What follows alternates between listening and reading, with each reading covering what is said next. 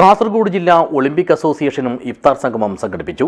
ഉദുമ കാപ്പിലിലെ സാനാബിലകത്ത് റിസോർട്ടിലാണ് ഇവർ റമദാന്റെ പൊരുളിനൊത്തുള്ള ലളിതവും ഊഷ്മളവുമായ നോമ്പുതുറ ഒരുക്കിയത്.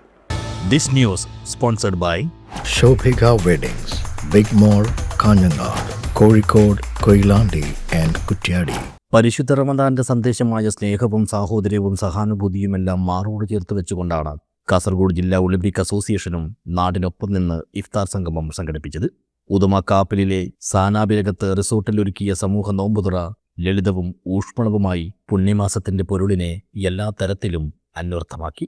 നോമ്പുതുറയ്ക്ക് ശേഷം സ്നേഹവിരുന്നും ഉണ്ടായിരുന്നു. വെറുപ്പും വൈര്യവും വേരൂന്നിക്കൊണ്ടിരിക്കുന്ന വർത്തമാനകാലത്ത് സമാധാനത്തിന്റെയും സന്തോഷത്തിന്റെയും ആധാരമായ സാഹോദര്യവും സഹാനുഭൂതിയും ഊട്ടിയുറപ്പിക്കുന്നതിനായിട്ടാണ് ഈ കൂട്ടായ്മയും ഇങ്ങനെയൊരു സമൂഹ നോമ്പുതുറയ്ക്ക് അവസരമൊരുക്കിയത്.